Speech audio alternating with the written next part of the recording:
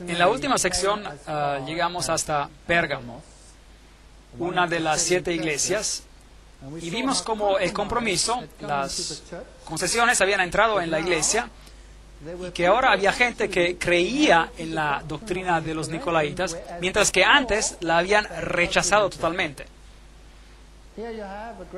Aquí vemos un gran anfiteatro de esa ciudad y un pozo. Y el próximo periodo del tiempo de la historia es el más triste en la historia de la iglesia. Porque una vez que uno ha aceptado el compromiso, el hacer concesiones, esto crece como un cáncer dentro de la iglesia y llega a ser una oscuridad total. Así que el próximo periodo mencionado es Tiatira, del año 538 después de Cristo hasta probablemente el año 1517 después de Cristo. Y este nombre tiene mucho significado. Significa dulce sabor de la labor, significa sacrificio de arrepentimiento. Y algunos dicen que significa también las enseñanzas de Satanás. Entonces, después de que empezaron las concesiones del compromiso, y claramente vemos que el método de Balaam que se utilizó, los nicolaitas ya eran aceptables, y mientras que la iglesia primitiva rechazaba esta enseñanza, aquí tenemos un periodo de oscuridad, empezando aproximadamente en el año 538 después de Cristo. El decreto Justiniano fue emitido para designar el obispo de Roma como el corrector de los herejes, de tal forma que la palabra ya no era el parámetro que decidía lo que era bueno y lo que era malo, sino que un ser humano había tomado el papel de decidir lo que uno debería creer. Y eso es un problema, ¿no creen? Si Dios nos creó como agentes libres, e individualmente tenemos que comparecer ante Dios algún día y tener que dar un informe de lo que hemos hecho y de lo que hemos creído, podemos entonces decir, oh, pero Él decidió por mí. ¿Podemos decir esto, sí o no? No. ¿Qué pasó cuando Adán y Eva pecaron? ¿Qué fue lo primero que hicieron? Le echaron la culpa a alguien, ¿verdad? Sí. Cuando Dios le dijo a Adán, ¿qué has hecho? ¿Qué dijo Adán? La mujer que me diste, fue culpa de ella. Y cuando miró a la mujer, Dios, ¿qué dijo ella? Pues fue la serpiente la que me engañó. ¿Se acuerdan de esa historia? Entonces, una vez que nos ponemos con esa actitud y empezamos a echarle la culpa a otro, y estamos viviendo en una sociedad que echa la culpa. ¿Ha notado eso? Nadie tiene un problema en este planeta. No hay niño que tenga un problema en este planeta. Tengo mis problemas por culpa de mis padres. ¿Han ya escuchado eso? Mi padre era bien exigente, mi madre hizo esto y por esto, y es que tengo este problema hoy. Nadie tiene un problema, el problema viene de alguien más. El padre que me dices es el problema. Ahora bien, a veces eso es cierto, de vez en cuando el padre es el problema. Pero esta es una tendencia en el mundo, todos los demás son los que tienen la culpa. Entonces, ahora había un corrector de herejes. Aquí había alguien que decidía por uno en qué creer. Y si uno no lo hacía a la manera de él, ¿qué pasaba? La muerte. Ese era el fin de uno. Así que este fue el periodo en la historia cuando el hombre llegó a ser el estándar para todos los demás. Es conocido como la edad oscura. Una vez que uno rechaza la luz y presume ser la luz del él mismo, ahí es cuando uno tiene oscuridad. Y si el Hijo de Dios no es la luz del mundo, alguien más se convierte en la luz del mundo, entonces hay oscuridad. No hay otra solución. Entonces, Holzhauser, un teólogo católico romano, dice que esta es la iglesia de la Edad Media. En esta ciudad había el templo de Apolo, el dios del sol, y había un altar a una diosa mujer. La iglesia de la Edad Media tenía un dios, hombre, y habían edificado a una mujer. Llegaremos a eso más adelante en nuestras conferencias. Había una industria textil en esta ciudad donde hacían tinturas de púrpura y carmesí hechas de una raíz conocida como la raíz de rubia. Ahora bien, los colores púrpura y carmesí también son los colores de la iglesia de la Edad Media. Muy interesante. Y los colores tienen un significado especial. Púrpura es el color de la realeza y el carmesí es el color del sacrificio. Así que ellos asumieron la posición de realeza y sacrificio que no se deben asignarse a nadie más que a Jesucristo. Se han establecido como la norma, son los que perdonan los pecados. Son los que dicen, venid a mí todos los que estáis trabajados y cargados y yo os haré descansar. Venid a mí, confesadme vuestros pecados y yo os daré absolución. Mientras tanto Jesús dice, yo soy el camino, la verdad y la vida. Confiesen sus pecados a Dios. Por lo tanto, aquí hay un problema ingresando. Luego, en esta historia, a medida de que se desarrolla en esta ciudad, está la historia de Jezabel. Ahora bien, si uno escudriña el Antiguo Testamento, Jezabel fue una princesa de Fenicia que se casó con Ahab, quien fue rey de Israel, y llevó a todo el pueblo de Israel a la adoración del sol. Pueden leer el relato en 1 de Reyes 18:4 y en 2 de Reyes 9:22. Jezabel llevó al pueblo a la adoración de Baal. Y en ese tiempo había sacerdotes de Baal y había sacerdotes de Ashtoreth. Ashtoreth era la deidad femenina que era adorada. Entonces había una deidad masculina y una deidad femenina. Eso es interesante. Y uno le podía orar a cualquiera de las dos. Y había sacerdotes de una deidad y de la otra. Ahora bien, la iglesia en la Edad Media hizo exactamente lo mismo. Encontramos un clero entero dedicado a María. Y también un clero dedicado a una deidad masculina. Es interesante. Yo conozco tus obras, tu amor, tu fe, tu servicio. Recuerden de que la carta fue escrita a la iglesia de Dios viviendo en esas circunstancias y a veces bebiendo también de esa fuente doctrinal, y eso es lo triste. Y tu perseverancia y que tus obras postreras son superiores a las primeras. Así que aquí tenemos una orientación acerca de las obras.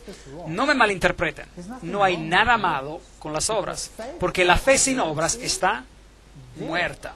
Pero si las obras toman el lugar de la fe, entonces la fe está muerta. ¿Me entienden? De modo que aquí había una iglesia que había desplazado el énfasis de la fe a las obras. Pero tengo contra ti que toleras esa mujer Jezabel. Ahora bien,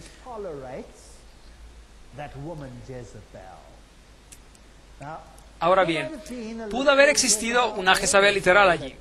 Dicen que sí, la había durante ese tiempo. Era una mujer que controlaba la industria textil, que hacía la ropa teñida de púrpura y carmesí. Pero es obvio que la Biblia usa algo literal que posiblemente existía en ese entonces y lo aplica al futuro y aplica a esta gran apostasía que sucedió cuando Ahab, que era el rey de Israel, se casó con Jezabel. En otras palabras, entró en una relación con el paganismo. ¿Queda claro? Y aquí está este rey que se casa con el paganismo. Así que la iglesia de Dios acepta el paganismo y lo entremezcla con su mismísima esencia. Entonces, soportan a esta mujer, toleran a Jezabel, la cual se dice profetiza. Cabe aclarar que profetizar significa predicar, pero también significa recibir visiones y uno tiene que sacar del contexto a cuál de los dos significados se refiere. Obviamente aquí se refieren a la predicación, para enseñar y seducir a mis siervos a fornicar, para ser infieles a Dios y servir a otros dioses, y para comer cosas sacrificadas a los ídolos. Increíble. Esto es bien específico, idolatría. Y comer y beber pasa a ser parte de la idolatría. Vale aclarar que Dios siempre le advirtió a su pueblo de que no comiera lo que se sacrificaba a los ídolos. Y aquí se menciona una forma de idolatría específica. Es interesante que las deidades paganas, Baco por ejemplo, o Zeus Júpiter, o a Osiris, se les rendía culto con galletitas redondas, panes que simbolizaban a sus cuerpos, cuerpos literales. ¿Fue durante esta época que eso entró en el sistema de la iglesia? Claro que sí. Yo le he dado tiempo para que se arrepienta. Dios le dio tiempo, mucho tiempo, para arrepentirse. Pero la historia triste es que no se arrepintió. Pero no quieres arrepentirte de su fornicación. Por tanto, yo la arrojo en la cama, en la gran tribulación, a los que adulteran con ella, si no se arrepienten de las obras de ella. Pero no se arrepentirán. Así que ese sistema no cambiará, seguirá siendo así. Entonces Dios tendrá que tomar esa luz y dársela a alguien más, porque ese sistema no se va a arrepentir. Es un sistema problemático. A sus hijos heriré de muerte. Entonces, fuera de este sistema saldrán hijos, los cuales serán tan apóstatas como ella fue. Y todas las iglesias sabrán que yo soy el que escudriña la mente y el corazón. Os daré a cada uno según vuestras obras. Por lo tanto, si tu criterio, ¿ya? Por lo tanto, si tu criterio son las obras, Dios te juzgará de acuerdo a tus obras. Si lleva a la gente a la idolatría, Dios juzgará conforme a eso. Pero a los demás que están en Tiatira, es decir, el resto, a cuántos no tienen esa doctrina, o sea, que no todos siguieron ese camino, llegó una gran división en la iglesia y no han conocido lo que ellos llaman las profundidades de Satanás. Esa terminología es interesante. Conocer las profundidades de Satanás significa que uno debe haberse iniciado en los secretos del ocultismo. ¿No es así? Hay gente hoy que sostiene conocer las profundidades del ocultismo. Y tendremos que descubrir dónde están localizadas estas profundidades del ocultismo hoy en día. Y lo vamos a hacer en las conferencias que nos quedan sin ninguna duda. Pero aquí están localizadas ¿en qué iglesia? La iglesia de la Edad Media. Ella conoce las profundidades de Satanás. Increíble, eso da miedo. Vamos a tener que examinar este asunto. Yo os digo, no os impongo otra carga. Así que hay gente que se resiste a comprometerse de esta forma, que rechazan esta enseñanza interna, este misterio, este ocultismo. Pero lo que tenéis, reténlo hasta que yo venga. Esa es la primera referencia a la venida de Cristo. Por lo tanto, es obvio que nos hemos movido de una época en la cual la iglesia sabía lo que era la verdad, pasó a ser satisfecha consigo misma, pasó a un tiempo donde hubo gran persecución y la iglesia fue purificada. ¿Se acuerdan? Esmirna, Mirra. Y entonces pasó por un tiempo de compromiso, concesiones, Pérgamo, ¿se acuerdan? Cuando la verdad y el error se entremezclaron, y después a un periodo en el cual el hombre se postula a sí mismo como un estándar para decidir lo correcto y lo incorrecto. Y se convierte en religión para ti, para la persona, reemplazando a la palabra de Dios. Y luego entramos en el ocultismo puro. Dice el texto, retenedlo hasta que yo venga. Al vencedor que guarde mis obras hasta el fin, yo le daré autoridad sobre las naciones. Bueno, aquí está el pilar de Justiniano. Aquí está, y este por acá. Conmemorando el decreto por el cual el hombre puede ahora decidir quién está en lo correcto y quién no. Y tiene el derecho de castigar aún hasta con muerte. Pilares son traídos, pilares egipcios. Estos son símbolos fálicos, de hecho, de Osiris. Esto es paganismo. Los encontrarán especialmente en Roma, por supuesto.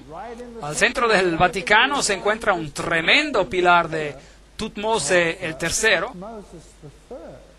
el mismísimo faraón del Éxodo. La corona triple, que es de Medo-Persia, representa en realidad al Dios del cielo, de la tierra y del mundo de los muertos. Increíble.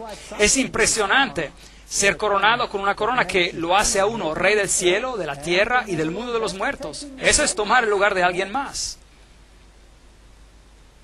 Bueno, obviamente necesitamos un reavivamiento. La iglesia de la Edad Media se convirtió en obscuridad y llegó a ser conocida como la Edad Oscura, de hecho.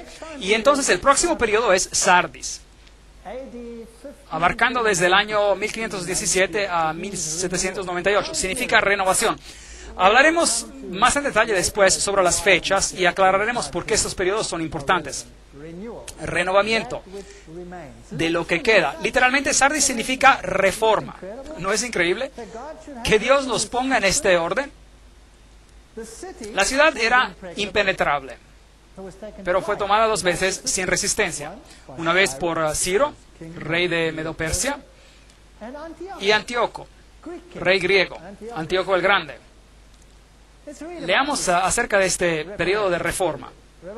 Apocalipsis 3, versículo 1. Escribe al ángel de la iglesia de Sardis, el que tiene los 7 espíritus de Dios y las 7 estrellas. Los maestros, es decir, las estrellas son los maestros en sus manos. Yo conozco tus obras, que tienes nombres de que vives y estás muerto. Increíble. Aquí sí que hubo una renovación. Aquí había vida que ingresaba a la iglesia. Algo había sido descubierto. La idolatría había sido dejada a un lado y había vida. Pero esta vida no era lo suficiente completa como para que fuera vida. Había muerte en ella. Sé vigilante y confirma las otras cosas que están para morir.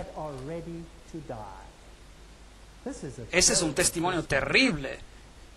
Estaba por venir la vida y habían cosas que tenían que ser restauradas, que eran muerte, que tendrían que ser restauradas a la vida, pero están listas para morir. Doctrinas enseñadas, porque no he hallado tus obras bien acabadas, completas, delante de Dios.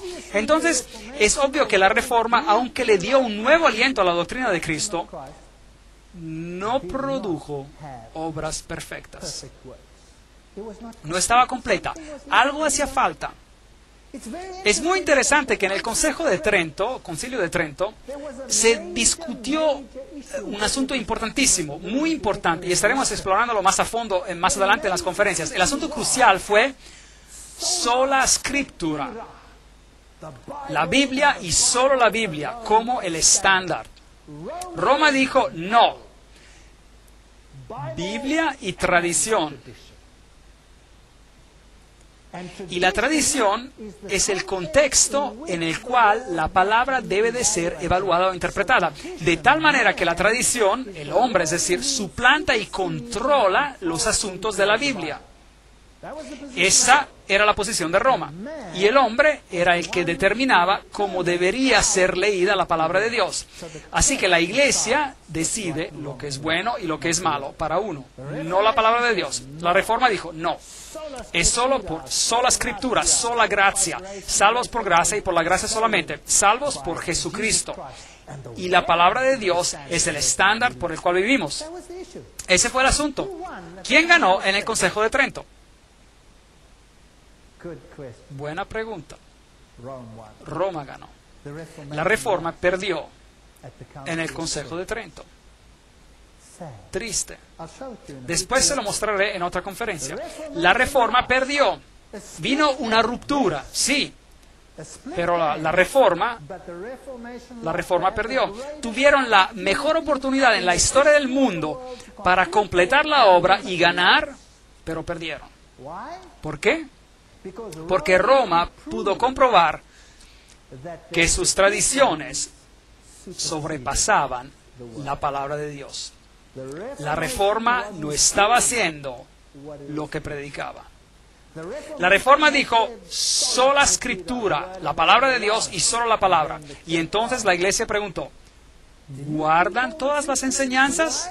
¿Por qué siguen a Roma en unas cosas e ignoran la Biblia sobre esos asuntos? ¿Por qué la dejaron a un lado?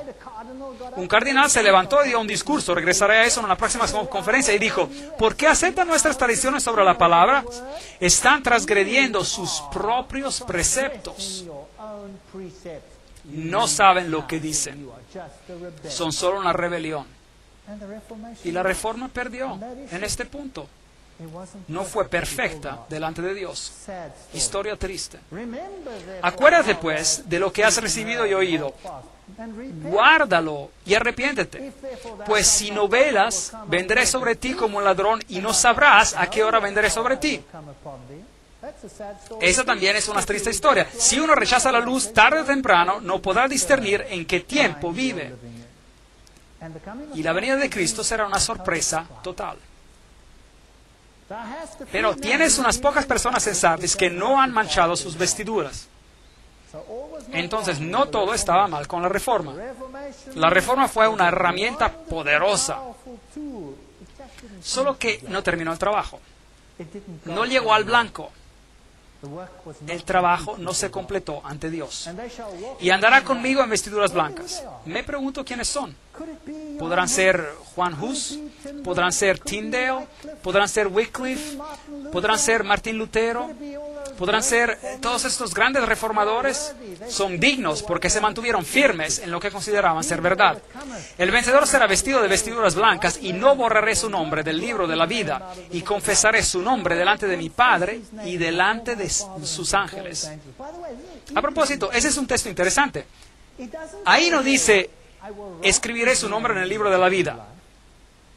Dice, no borraré su nombre del libro de la vida. Increíble. ¿Qué nos dice eso acerca de Dios? ¿A cuántos quiere salvar a Dios? A todos. ¿Sabían que todos los que han nacido desde el principio han sido escritos en el libro de la Biblia, de la vida? Es la decisión de cada uno de nosotros si el nombre permanece allí o no. Triste historia. De cualquier forma, esta es Sardis, tal como se veía.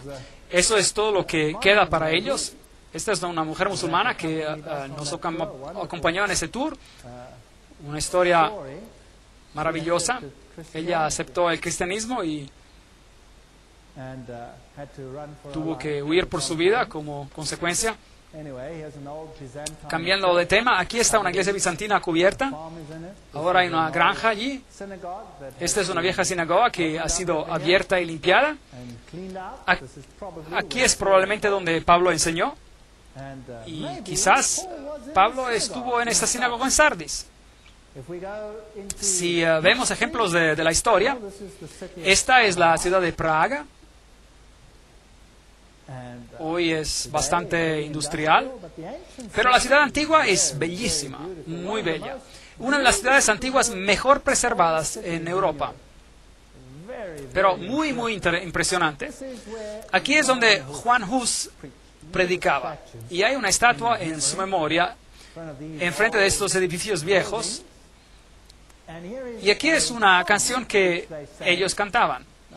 Ahora, no puedo leer la lengua checa, pero de todos modos, esta canción era en contra del rey de Babilonia. Y él predicaba, este husita, que este rey de Babilonia estaba tomando el lugar de Jesucristo. Y Hus fue declarado un hereje y sentenciado a la muerte en la estaca. Pero tienes unas pocas personas en Sardis que no han manchado sus vestiduras y andarán conmigo en vestiduras blancas, pues son dignas. Aquí está el viejo puente sobre el río en Praga, y aquí colgaban los cuerpos de los husitas, los que seguían a Hus y que rechazaban las enseñanzas de Roma y escogían las enseñanzas de la Biblia. Así que si los descubrían, los cortaban a pedazos y los colgaban ahí para que todos los vieran. De tal forma que se podía ver un cadáver allí, un brazo, una pierna colgando, para recordarle a la gente que no valía la pena ir en contra de la iglesia en la Edad Media. Mientras se cruza este puente hoy, se pueden encontrar los santos ahí, de regreso en su lugar. Aquí hay una mujer poniendo su mano en esta imagen. Y uno puede ver cómo esta imagen de bronce está brillante debido a toda la gente que pone sus manos ahí. Porque creen que si ponen sus manos ahí, recibirán una bendición especial. Ese es un santo católico que aparentemente murió aquí al ser colgado sobre el puente. En efecto, dicen que lo subieron posiblemente del puente. Y así que si uno pone la mano ahí, recibe una bendición especial. Así que uno puede recibir bendiciones a través de las acciones del hombre. Es contra esa idea que peleaban los husitas, la elevación del hombre sobre Cristo. Los símbolos de la adoración del sol, los signos del zodíaco. Aquí está una enclave jesuita en las letras H-I-S, Horus, Iris y Set, la Trinidad egipcia. Las iglesias están siendo modificadas. Aquí está un balneario donde se pueden comprar alimentos saludables. Aquí está Martín Lutero. Y aquí, en esta escalera, la cual se llama la Santa Scala, Martín Lutero se levantó después de estar arrollado y dijo: el justo vivirá por fe. Y ven, esta escalera se dice que fue la escalera por la cual Jesucristo caminó cuando fue sentenciado a muerte por Pilato. Y entonces dicen que un día milagrosamente los ángeles tomaron la escalera de Jerusalén y la pusieron en Roma. Así es como llegó allí. Y entonces construyeron esta catedral alrededor. Y hoy, si uno sube la escalera arrodillado, uno puede recibir una bendición especial y 90 días de absolución. Aún hoy se puede recibir. Eso significa que por 90 días uno puede hacer lo que uno quiera y está perdonado por anticipado. Un sistema estupendo, excepto que no es bíblico. Así que miré a estos jóvenes y viejos subiendo de rodillas, gateando para subir a los escalones, tratando de encontrar perdón por lo que sea que hayan hecho o que querían hacer. Triste, ¿no? Cuando todo lo que tenemos que hacer es mirar a Jesús y decir: aquí estoy, Señor, soy un pecador, perdóname.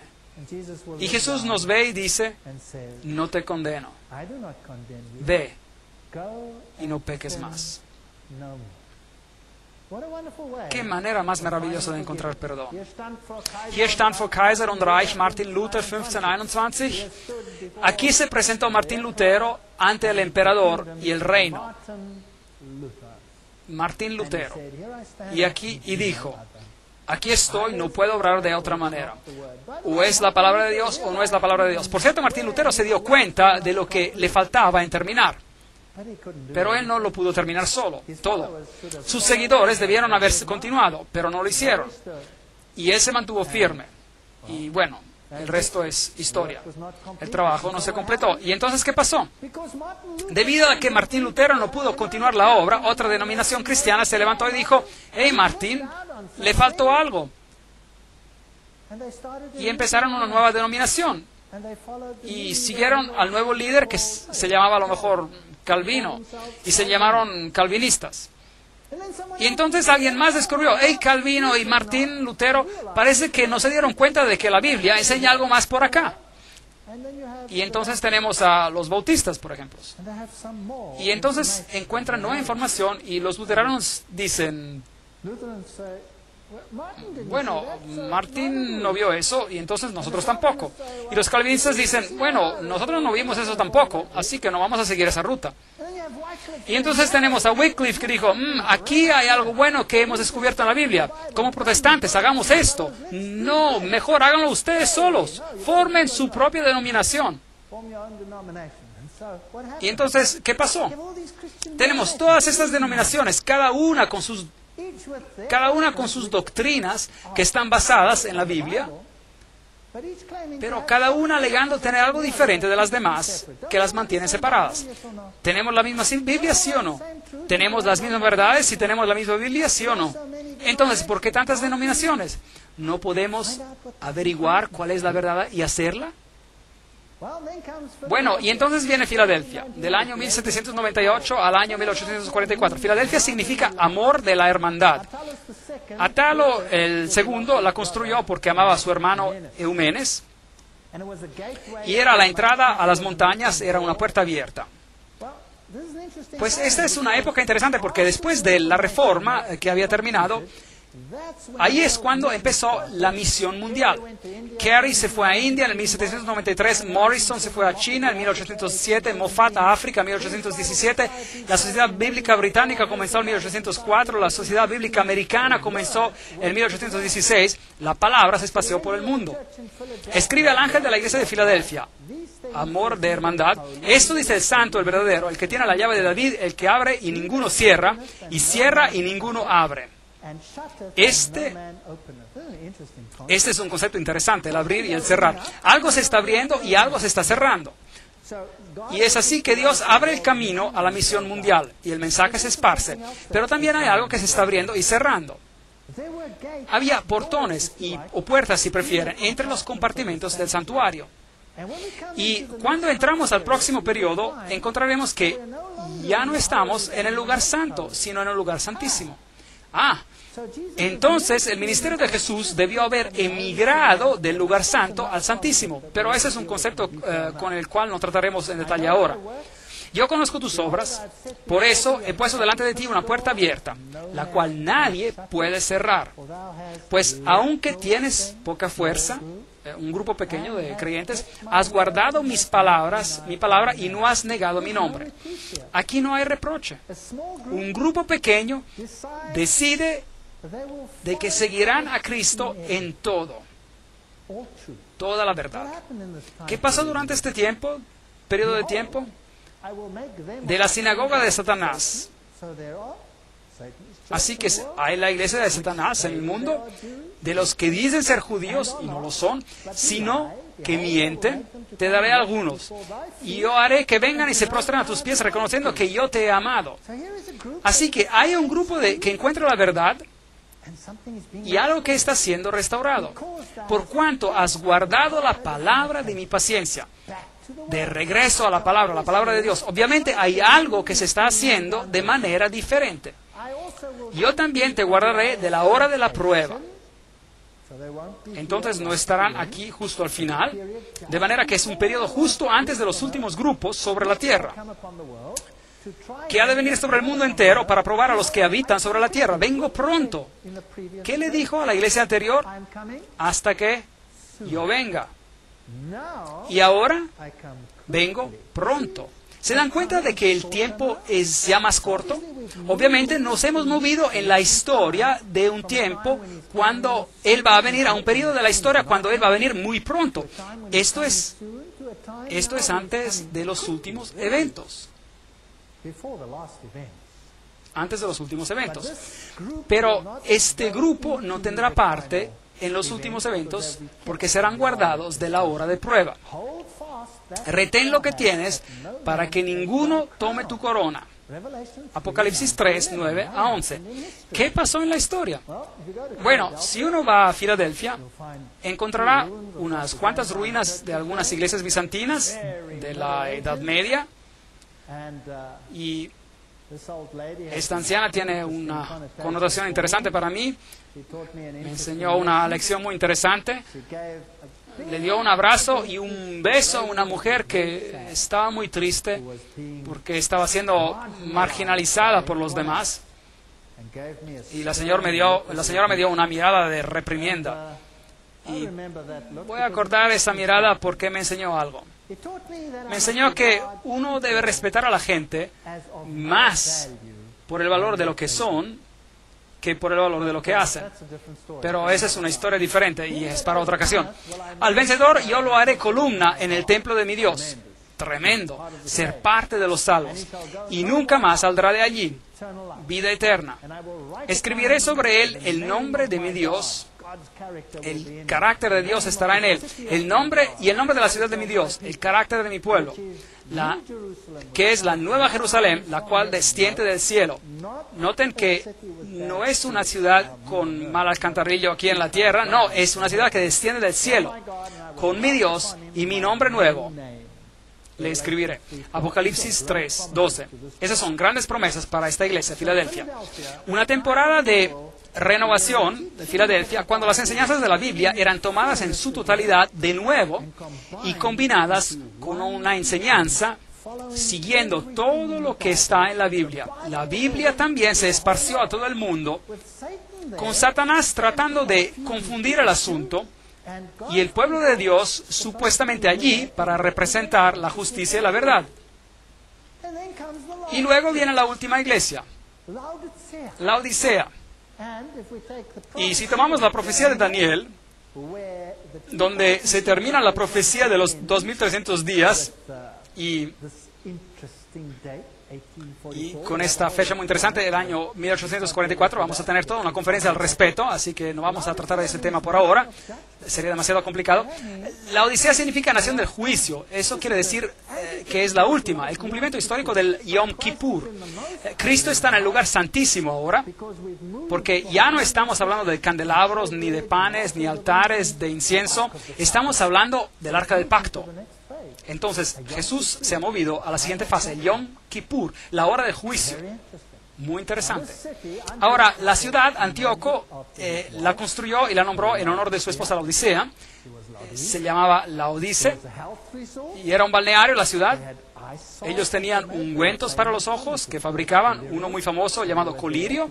Podríamos decir que se servían para brindar visión espiritual. Era una ciudad muy adinerada, fue destruida en el año 60 después de Cristo por un terremoto, la reconstruyeron con sus propios fondos, sin necesidad de fondos estatales. Eran ricos, lo tenían todo y tenían un balneario. Esas son las ruinas de la Odisea, algunas de ellas todavía están siendo desenterradas. Aquí hay un viejo anfiteatro que no ha sido excavado todavía. Ellos tenían un sistema fascinante de tuberías. Noten todo el material aislante alrededor de los tubos. Tremendo. Ellos ponían toda esta tubería dentro de estos sistemas pesados y bombeaban el agua a todo el pueblo. No muy lejos de ahí hay pozos calientes, pero no había ninguno en la Odisea, así que bombeaban el agua y entraba a la tubería, caliente todavía el agua, y era una hazaña de la ingeniería. Y cuando salía de la Odisea, el agua ya no estaba caliente, salía tibia. Si uno se la tomaba tibia, le daba náusea y vomitaba. Y si la calentaba, se la podía tomar en forma de té o algo así. Y si la enfriaba, también se la podía tomar. Tal como hoy tenemos remedios de sal y uno se los puede tomar y bajaban, y se pueden beber. Pero cuando el agua llegaba, allá estaba tibia. Una historia fascinante de arqueología. Yo conozco tus obras, que ni eres frío ni caliente. Ojalá fueras frío o caliente. Pero por cuanto eres tibio y no frío ni caliente, te vomitaré de mi boca. Apocalipsis 3, 15, 16. Noten que el reproche no es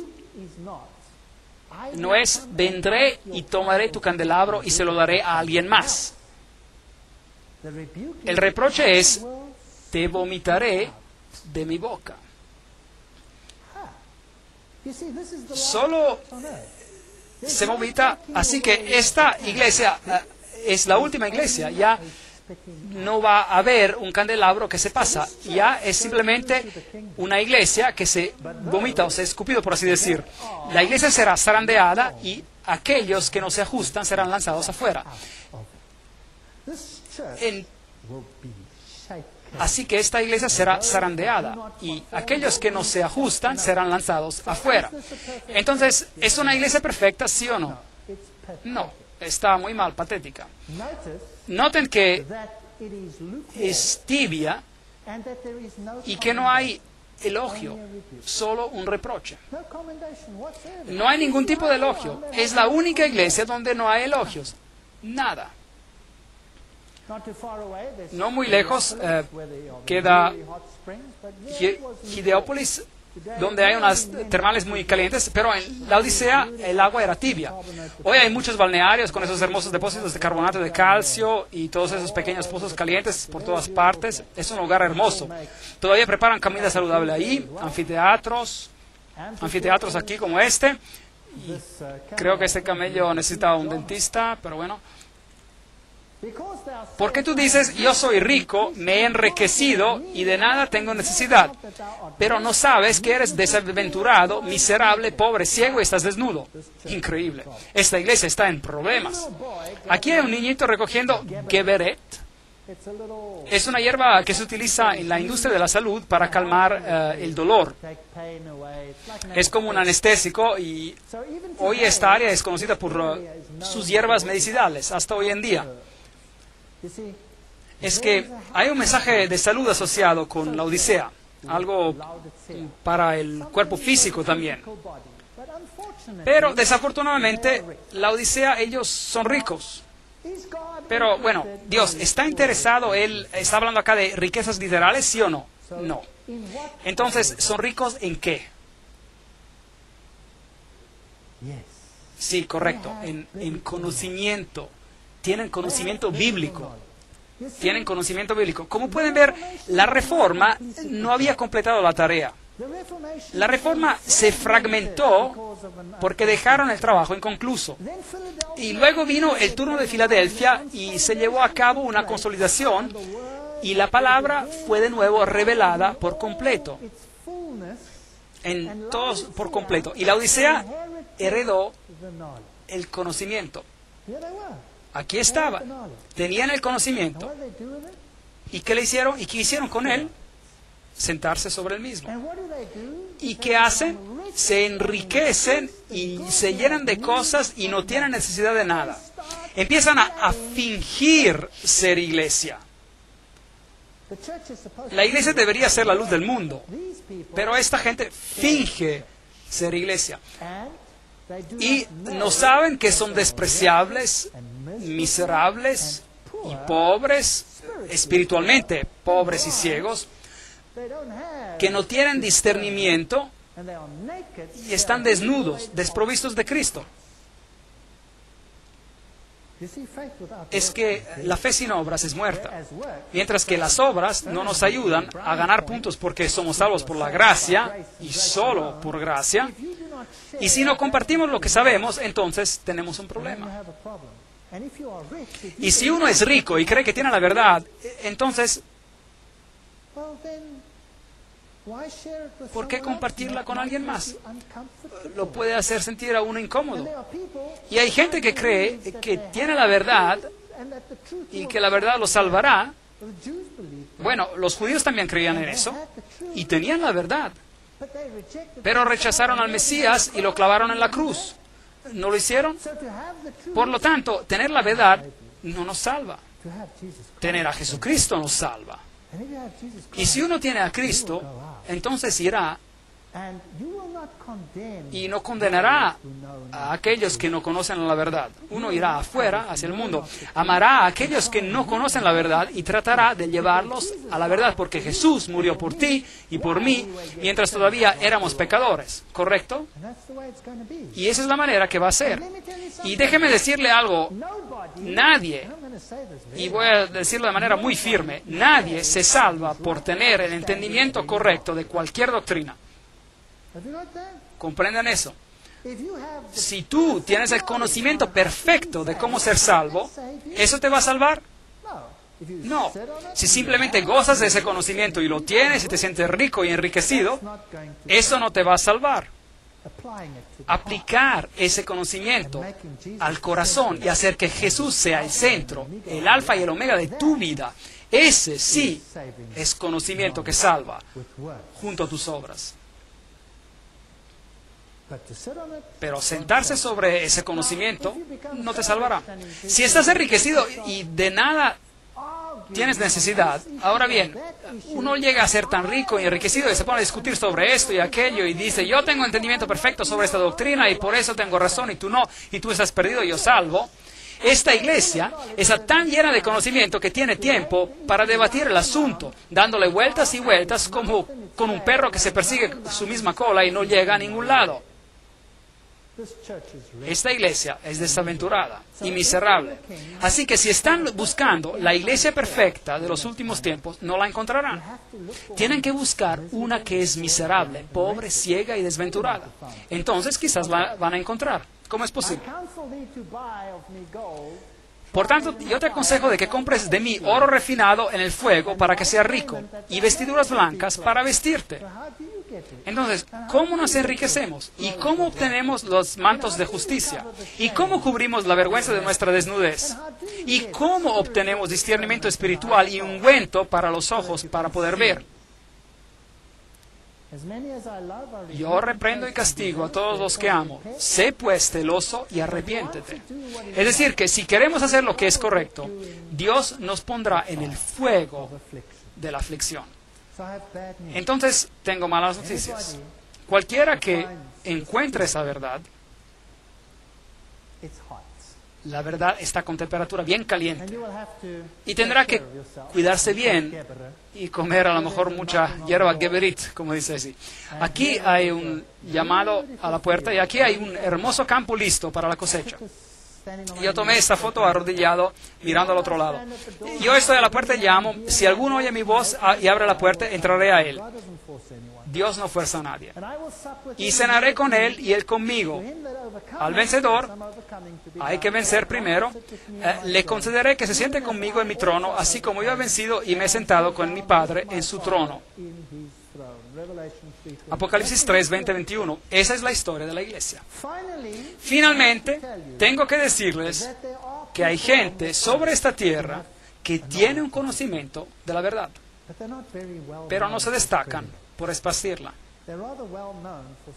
Más se les conoce por sentarse sobre la verdad y discutir entre sí sobre las particularidades de cada asunto específico y sobre la exactitud, la perfección o falta de perfección de este asunto o aquello. Pero esto no es el verdadero asunto. Jesús es el asunto. La verdad es importante, pero solo si es aplicada al corazón. Y es mi oración que todos comprendamos y obtengamos el conocimiento de la verdad. Pero más que eso, que evitemos ser címbalos que retiñen y que encontremos a Jesús y lo apliquemos a nuestro corazón. En las próximas conferencias estudiaremos de cómo la verdad ha sido tirada al piso en nuestro planeta y en qué problema nos encontramos realmente. Y quién controla qué y cómo lo hace. Que Dios les bendiga y les guarde. Y asistan a las próximas conferencias que explicarán paso tras paso toda la batalla entre el bien y el mal.